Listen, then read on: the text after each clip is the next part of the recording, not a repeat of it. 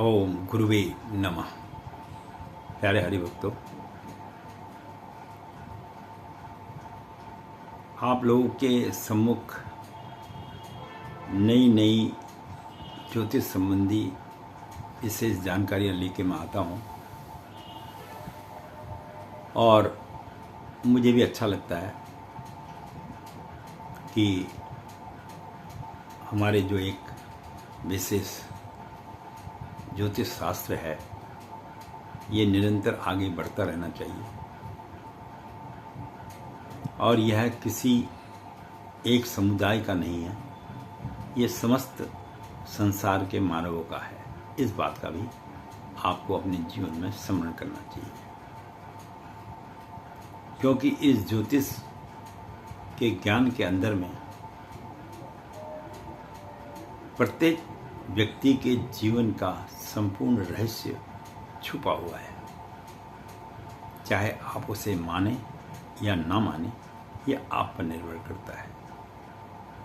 मैंने आपको पहले भी बोला था और आज फिर बोल रहा हूँ, अगर श्रेष्ठ ज्योतिषाचार्य है और उसे ब्रह्मांड के समस्त ग्रहों और नक्षत्रों और उपग्रहों के विषय में अगर विशेष जानकारी है तो वह आपके जीवन का संपूर्ण रहस्य आपके सम्मुख रख सकता है।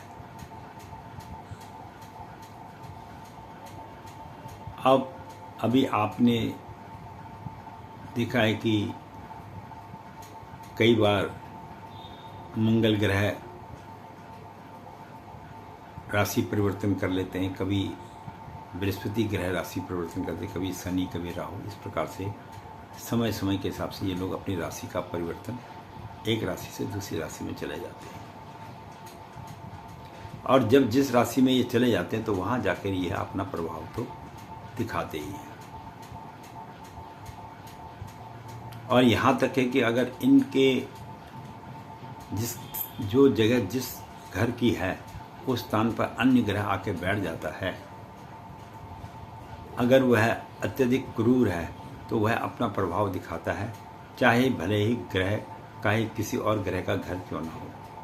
क्योंकि अगर वहाँ ग्रह चला जाता है और दूसरा ग्रह नहीं है तो वहाँ पर जाकर समस्त अधिकार अपना मान लेता है। ये इसी प्रकार समझो जैसे कि किसी आदमी को आपने मकान किराए पे दे दिया है और किराए पे देने के बाद जितने समय वो वहाँ किराए पर रहता है वह उस पर अपना संपूर्ण अधिकार मानता है। या जैसे रेल में आदमी बैठ जाता है और रेल की सीट वगैरह उसको मिल जाती है तो जब तक वो उसमें सफ़र कर रहा है तब तक वह सोचता है ये सीट मेरी है, इसमें संपूर्ण अधिकार मेरा है। इसी प्रकार ग्रह भी जिस स्थान पर बैठते हैं किसी भी ग्रह के घर पे, तो वहाँ पर वह अपना संपूर्ण अधिकार मानते हैं और व्यक्ति इस बात के लिए मजबूर हो जाता है कि वो करे तो क्या करे, क्योंकि स्थान तो उसको दे दिया लेकिन अब आया है, बैठा है, धक्का भी उसको नहीं मारा जा सकता। लेकिन पर वह अगर अच्छा ग्रह है तो शुभ फल देता और अगर ग्रह अच्छा नहीं है तो वह अपना कुफल देके जाता है, अच्छा फल देके नहीं जाता है। तो ये एक ज्योतिष की विशेष बहुत बड़ी गणना ज्योतिष शास्त्र में की गई है। अब हम बात करेंगे कि आज हम बात करेंगे बृहस्पति ग्रह अगर नवें भाव में बैठा हो तो व्यक्ति के जीवन पर यह क्या प्रभाव डालता है। बहुत ही महत्वपूर्ण विषय है, क्योंकि एक तो अत्यधिक समय ना होने के कारण मैं बना नहीं पाता हूँ और फिर भी मैं कोशिश करता हूँ कि आप लोगों के सम्मुख कुछ ना कुछ छोटी मोटी ज्ञान की आप लोगों को जानकारी दी जाए। और मैंने ये पहले भी बताया था, आज फिर बता रहा हूँ कि बृहस्पति ग्रह जिस स्थान पर बैठते हैं वहाँ से 5वें भाव को और 5वें स्थान को, 7वें स्थान को, 9वें स्थान को पूर्ण दृष्टि से देखते हैं, उनका वहाँ पर पूर्ण हो जाता है। और तीसरे और 10वें भाव को एक चरण से और उसके बाद 5वें और 9वें भाव को 2 चरण से, चौथा और 8वें भाव को 3 चरण से देखा जाता है। ये भी कुंडली में विचार किया जाता है। और बृहस्पति ग्रह जो है देवताओं के भी गुरु हैं और मनुष्य के गुरु तो अब हुए ही हैं। मनुष्य के लिए तो शुक्र देव भी गुरु ही हैं, हमारे लिए तो सभी देवता गुरु हैं। सभी ग्रह हमारे लिए तो गुरु हैं, क्योंकि उनके आधार पर ही हमारा सारा जीवन चलना है और कटना है। अब ये हमारे ऊपर निर्भर करता है कि वो, और ग्रहों के ऊपर निर्भर करता है कि वो हम पर कितनी कृपा करते हैं। और मैंने आपको पहले भी बताया था और आज फिर बता रहा हूँ कि जो भी मनुष्य इस पृथ्वी पर आया है, ये प्रथम बार यहाँ पृथ्वी पर नहीं आया है। इस बात को आप सत्य मान के समझिए और सत्य ही समझिए। इस प्रकार से जो है पूरा जीवन का जो खेल है, इन ग्रहों के आधार पर मनुष्य के जीवन पर इसका प्रभाव पड़ता है। अब कोई व्यक्ति माने या मत माने, कोई व्यक्ति बोलता है कि कर्म बहुत बड़ी प्रधान चीज़ है। अरे भैया, कर्म तो बहुत बड़ी प्रधान चीज़ तो है। लोगों ने बड़े बड़े अच्छे अच्छे होटल इत्यादि नदी के किनारे बनाए और लाखों रुपया भी कमाया। लेकिन जब ग्रहों की मार पड़ती है, जिसको आप कुदरत की मार कहते हो, वो कुदरत की मार नहीं है, वो ग्रहों की मार है। तो अच्छे अच्छे पुल और अच्छे अच्छे होटल और अच्छी अच्छी सड़कें जो हैं धराशायी हो जाती हैं। इसका नाम है ग्रहों का चमत्कार। पर आप लोग थोड़ा बहुत अगर जीवन में प्राप्त कर लेते हैं तो उसके बाद सोचते हैं कि बस जो जीवन में मैंने किया वो किसी ने नहीं किया, ये आपकी मिथ्या है। इस ज्ञान का आपके जीवन में प्राप्त हो जाना ही भगवान की या भगवत कृपा आप कह सकते हैं। बहुत ही गूढ़ रहस्य वाली ये बातें हैं।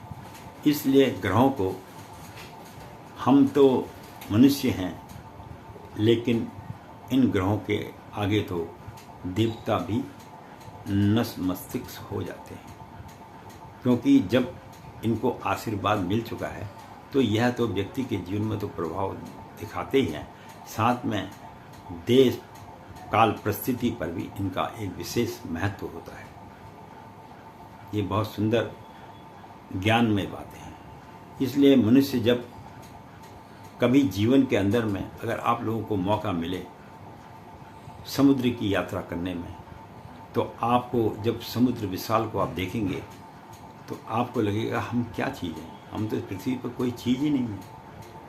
और कभी आपने स्नोफॉल वगैरह होता है जिसमें बर्फ़ गिरना होता है, उस स्थान पर जाकर अगर पहाड़ों पर चले जाओगे, जब आप समस्त चारों ओर बर्फ़ ही बर्फ़ दिखाई दोगे, तो आपको पता लगेगा मैं तो एक क्षणिक चींटी के समान भी नहीं। इस प्रकार से पूरा वातावरण हो जाता है।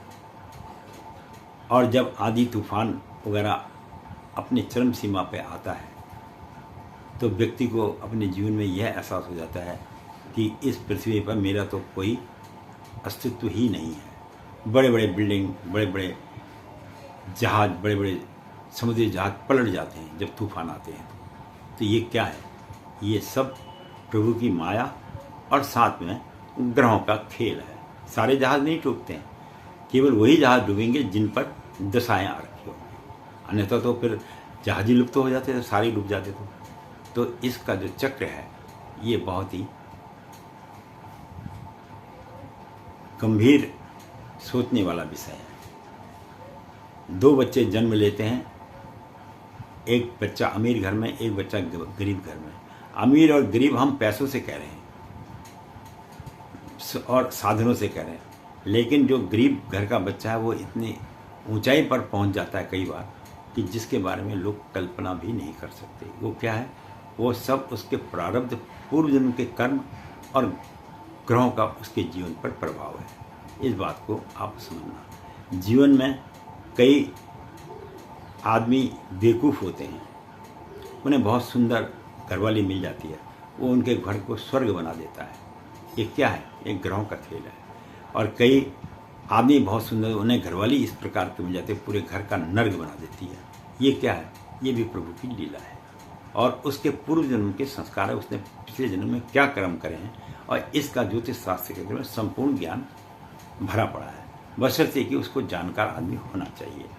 अब हम बात करते हैं बृहस्पति ग्रह अगर नवम भाव में बैठ जाए तो यह व्यक्ति के जीवन पर क्या प्रभाव डालता है। देखिए, वीडियो लंबी जरूर होती है पर हमारी बातें बहुत सटीक और जीवन में अमल करने वाली बातें हैं। तो नवम भाव में जो है अगर किसी का बृहस्पति देव विराजमान है तो वह व्यक्ति भाग्यशाली होता है और अपने पिता की बातों को मानने वाला भी होता है और पुण्यवान भी रहेगा, यानी उसके दिल में हमेशा पुण्य करने की इच्छा रहेगी। अच्छा, हर आदमी पुण्य नहीं कर सकता है। कई आदमियों के पास में सब कुछ होते हैं, उनके मन में इच्छा नहीं होती कि मैं पुण्य दान पुण्य करूं। बोला ये सब आडंबर है, ये वो नहीं कहता है। ये उसके अंदर में उसके जो मस्तिष्क में जो ग्रहों का प्रभाव पड़ता है वो उसको उस ओर ले जाता है। यानी ऐसे ऐसे व्यक्ति भी हैं जो धर्म की तरफ तो विमुख होके विपरीत दिशा में जितना पैसा वो धर्म में खर्च करता है उससे ज़्यादा पैसा वहाँ खर्च कर देता है। ये उस व्यक्ति का दोष नहीं है, ये उसके जब समय उसमें कर्म पैदा हुआ है उस समय का उसके जीवन का ये लिख दिया गया है कि आपने जो अपना धन है इस ओर ज़्यादा खर्च करना है बजाय कि धर्म पुण्य और। तो भगवान ने तो आपको ये जन्म में इसलिए भेजा कि आप आगे चल के अपने पुण्यों को सुधारो, अपने कर्मों को सुधारो, ताकि आने वाले समय में आपको जो है अच्छी योनि मिले और आप जो है सुख प्रदान करें। तो जिन भी आदमियों के जीवन में दुख और कुछ होता है तो उन्होंने कुछ ना कुछ जीवन में पाप किया होता है। ये मैं ये नहीं कह रहा इस जन्म में ही पाप किया, आपने जो पूर्व जन्म में पाप किया उसके हिसाब से, उसके नक्षत्र के हिसाब से ही, उसी हिसाब से आपका जन्म होता है। और ये जन्म केवल भारतवर्ष में ही नहीं होता है, ये जन्म पूरे विश्व में होता है, कहीं पर भी हो सकता है। देखिए, ये भी आज के डेट में सत्य बात है कि किसी के पास तो समस्त साधन खाने के लिए पड़े हुए हैं, वो उसको खा नहीं पा रहा है। और कई लोग अपने भोजन की तलाश में सुबह से शाम तक फिरते रहते हैं, फिर भी उनको भोजन तो मिलता है पर जिस हिसाब से वो भोजन चाहते हैं उस हिसाब से उसको भोजन नहीं मिल पाता है। ये सब क्या है? ये सब ग्रहों का खेल है। इसी का नाम है ज्योतिष शास्त्र। मेरे प्यारे भाइयों, मैं कोई आडंबर और भ्रांति फैलाने वाले व्यक्तियों में से नहीं हूँ। मैं केवल आपको रहस्यमय जीवन का ज्ञान करा रहा हूँ। मैं आपको बार बार कहता हूँ कि आप लोग इस पृथ्वी पर प्रथम बार नहीं आए हैं। आपने किसी न किसी कार्य के उद्देश्य के लिए ही आपका इस पृथ्वी पर जन्म हुआ है और जिस दिन आपका वो कार्य उद्देश्य पूर्ण हो जाएगा उस दिन आपको जाने में समय भी पता नहीं चलेगा और चले जाएंगे। और अगर आपका जीवन में लिखा है कि आपने कष्ट के द्वारा मरना है तो आपके जीवन पर्यंत आपके शरीर में कष्ट रहेगा और पूरा दुखी होकर आप जिएंगे। व्यक्ति दो प्रकार से जीता है, एक दुख से जीता है, एक पुण्य से जीता है, एक सुख से जीता है और एक भक्ति से जीता है। तो ये जो चीज़ें हैं ये सर्व आपको पूर्व जन्म के संस्कारों के और आपके पुण्य के प्रतापों के हिसाब से आपके जीवन में प्रवेश करते हैं सारे ग्रह, और उसी की सजा जो है आपको इस मनुष्य योनि में आकर मिलती है। अब नवम भाव में जिसका बृहस्पति बैठा हो तो नौकरी और व्यापार में हमेशा उसको तरक्की मिलती है। अब देखो, मैं तो कह नहीं रहा, अबे नवम भाव कह रहा है बृहस्पति का। अब हर आदमी के नवम भाव में बृहस्पति नहीं बैठेगा भाई। अब जिसके बैठा है तो उसका व्यापार वगैरह अगर वो देखे अपनी जन्मपति तो उसका व्यापार ठीक चलना चाहिए, अच्छा चलना चाहिए। और विदेश यात्रा भी ऐसा व्यक्ति करता है, देश में नहीं विदेशों में भी ऐसा व्यक्ति, और धार्मिक अनुष्ठान भी बहुत करता है और जो है और उस पर भगवान पर विश्वास भी करता है। तभी तो उसका जब इस तरह का उसका जीवन रहा होगा तभी उसका नवम भाव में बृहस्पति विराजमान हुए हैं, अन्यथा नहीं होते। और कई धार्मिक स्तरों पर भी उसको जीवन में घूमने का मौका मिलता है। एक आदमी घर में बैठा, लाखों रुपया उसके पास में बैठा है, रोज बिजनेस करके उसने अपना दिमाग खराब करके रखा हुआ है, लेकिन उसे किसी धार्मिक स्थान में जाने का मौका नहीं मिलता है, उसे किसी की सेवा करने का मौका नहीं मिलता है। अरे भाई क्यों? क्योंकि तेरे प्रारब्ध में ऐसा लिखा ही नहीं है। तेरे प्रारब्ध में यही लिखा है तू मेहनत कर, और जब तेरे मेहनत करने के बाद 2 पैसा तू कमा लेगा तो फिर बीमार पड़ जा, फिर तेरी दुर्गति होगी। या कई लोगों के पास में पैसा बहुत होता है, सब कुछ जोड़ जाड़ के रखता है, ऐसी निकम्मी औलाद भी पैदा हो जाती है जो सारे पैसों को पिता के जो है मिट्टी पे मिला देता है। तो ये क्या है? ये उस पिता के कर्म हैं। और वो कर्म कौन से हैं? पूर्व जन्म के कर्म हैं। इस बात को भी आपने जीवन में निश्चित रूप से जानने की कोशिश करिएगा। अच्छा, जिनका नवम भाव में बृहस्पति देव जो है विराजमान हो, तो ये बुद्धिमान बहुत होते हैं ऐसे लोग, और ईमानदार भी होते हैं, और ज्वेलरी वगैरह जो सोना वगैरह का काम है उसमें ये ज़्यादा होते हैं। मेडिकल लाइन में भी होते हैं, और लेक्चरर टाइप के भी ऐसे व्यक्ति बन जाते हैं जीवन में। तो टेक्निकल लाइन में भी इनको एक अच्छी पकड़ और सफलता मिल जाती है। ये नवम भाव के अकेले बैठे बृहस्पति का प्रभाव हम आपको बता रहे हैं। देखिए, वीडियो 5-7 मिनट की जरूर होती है, लेकिन मैं आपको वो जीवन के गूढ़ रहस्यमय ज्ञान की प्राप्ति कराता हूँ जो शायद आपको अधिकांश लोग जानते हुए भी समझ नहीं दे पाएंगे, पर फिर भी वीडियो के माध्यम से आप लोग देख रहे हैं। ये आप लोगों का सौभाग्य है। जब 5वीं दृष्टि से लग्न को देखता है तब यह साग्र और सुंदर होते हैं। तब आपको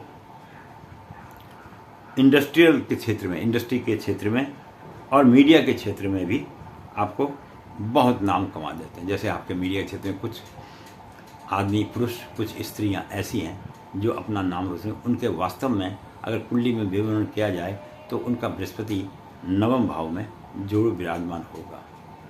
अब वो कार्य भी कर रहे हैं, वो कहेंगे जी हमारी तो कुंडली, अब मैंने पहले ही बोला जब कुंडली ही सत्य नहीं होगी तो फिर बात कहाँ से सत्य होगी। और कुंडली सत्य होने के लिए समय का निश्चित होना बहुत जरूरी है। अनुमान के आधार पर ज्योतिष का समय लगाना और कुंडली का विवेचन करना ज्योतिषाचार्य के लिए भी गलत है। उसके बारे में विचार नहीं। लेकिन आप ये जरूर समझना कि जो व्यक्ति ऐसे ये मीडिया क्षेत्र में, इन क्षेत्रों में पहुँचे हुए, ऊंची पोस्ट पर पहुँचे हैं, तो इनका वास्तविक रूप से बृहस्पति बहुत अच्छे नवम भाव में बैठा हुआ होता है। अब इसे ये लोग माने या ना माने, इसके विषय में मैं कुछ नहीं कह सकता। और 7वीं दृष्टि पराक्रम हाउस में पड़ती है। पढ़ने के कारण जो है आपको परिवार से, भाई बहनों से भी अतः पूर्ण रूप से सहयोग मिल जाता है। और इसी कारण जो है आपको जब वहाँ परिवार से सहयोग मिला तो एक पराक्रमी आदमी बन जाते हैं, एक जाने माने आदमी भी आप अपने जीवन में कहलाते हैं। और 9वीं दृष्टि जब पंचम भाव में पड़ती है तो उसके कारण संतान भी, जो आपके पुत्र वगैरह भी होंगे, बच्चे वगैरह, वो भी योग्य होंगे, अयोग्य नहीं होंगे, योग्य होंगे। ये हकीकत बात है।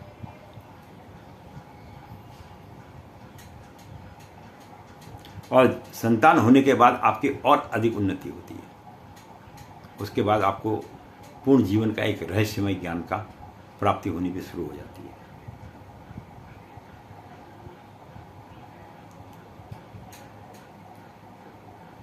क्योंकि जो आपके संतान होगी इन लोगों की, इस टाइप के जिसका नवम भाव में बृहस्पति देव विराजमान है, तो इनकी जो औलाद है ये भी अपने माता पिता से 2 कदम आगे निकलते हैं, ना कि 2 कदम पीछे। ऐसा भी अगर बृहस्पति नवम भाव में किसी व्यक्ति की कुंडली में विराजमान हो तो ऐसे व्यक्ति के बच्चे बहुत काबिल और नेक बच्चे होते हैं। वो अपना नाम तो दुनिया में ऊंचा करते ही हैं, पर साथ में अपने माता पिता का नाम भी दुनिया में ऊंचा करते हैं। तो इसके साथ ही आज मैंने आपको बृहस्पति ग्रह के नवम भाव में बैठने के बारे में थोड़ा सा, मैं फिर कह रहा हूँ, ये थोड़ा सा ही ज्ञान है। संपूर्ण तो ज्ञान देने में बहुत समय लगता है और उतनी लंबी वीडियो हमें अलाउ भी नहीं होती और हम बना भी नहीं पाते हैं। हम तो बना देंगे पर YouTube वाले वगैरह इतने पसंद नहीं करते हैं, और फिर लोग को पता नहीं कहाँ की जल्दी है, वीडियो भी देखेंगे उसको भी अधूरा देख के छोड़ देते हैं, बस जल्दी है। अरे भाई, तुम जब पिक्चर देखने जाते हो 3 घंटे 50 क्या 5 मिनट की वीडियो देखने के लिए तुम लोगों के पास समय नहीं है, और वो भी ज्ञान की प्राप्ति के लिए। और जब हम आपको ज्ञान के रहस्यमय बातें बताते हैं तो आप उसको समझते हैं कि ये आडंबर है। तो यह आडंबर ना मान के ज्ञान के रूप में इसको देखा जाए। अरे मत मानो, आप कम से कम देखो तो सही अगला व्यक्ति आपको कह क्या रहा है। इस बात को समझ लेना ही सबसे बड़ा दुनिया का ज्ञान है। हम तर्क और वितर्क की बात नहीं है, लोग तर्क वितर्क ज़्यादा करते हैं। जब तक तुम्हारे अंदर में किसी विशेष बात का ज्ञान नहीं है तब तक उसमें तर्क वितर्क करने का मतलब क्या है आपका? आप कैसे किसी को तर्क वितर्क कर सकते हैं? तर्क वितर्क तब करें जब आपको वास्तविक रूप से यह पता लगे कि यह वास्तव में यह आदमी ठीक बात नहीं बोल के गलत बात बोल रहा है। फिर तो अच्छा भी लगता है कि आदमी को एक ज्ञान की प्राप्ति होती है। लेकिन कटाक्ष करना, मैं कभी नहीं कहता हूँ कि कोई भी व्यक्ति मंदिर में बैठे हुए पंडित जी हों या कोई महात्मा संत हैं, सबको अपने अपने विषय में अपने अपने बारे में ज्ञान प्राप्त होता है। लेकिन एक ब्रह्मांड का विशेष ज्ञान होना ये किसी किसी व्यक्ति को ही होता है। तो इसके साथ ही मैं पंडित गिरीश तिवारी अपनी वाणी को यहीं पर विश्राम दूंगा, और 10वें भाव में बृहस्पति का क्या प्रभाव देता है ये हम अगले वीडियो में दूंगा मैं आपको। और इसके साथ ही यह भी मैं कहूँगा कि जो लोग प्रेम पूर्वक अपने अपने कुंडली निकाल के अपने अपने स्थान पर बैठे हुए ग्रहों को देखते हैं, वह मेरे खोज चैनल 009 में देखें। KHOJ खोज 009 चैनल है। बेशक आप मत सब्सक्राइब मत करो या उसको लाइक मत करो, पर कम से कम जीवन का महत्वपूर्ण ज्ञान तो आप लीजिए, ये मैं आपसे कहता हूँ। और जितना आप 50 साल में किसी महात्मा संत के साथ बैठेंगे, ज्ञान प्राप्त करेंगे, उतना मैंने अपनी ये जो है 600 वीडियो के अंदर में आपको दे दिया है। अब तुम ना देखो, ये तुम्हारे प्रारब्ध की बात है, इसके विषय में तो मैं कुछ कह नहीं सकता। धन्यवाद बहुत बहुत। अगली वीडियो में फिर आपसे मुलाकात होगी।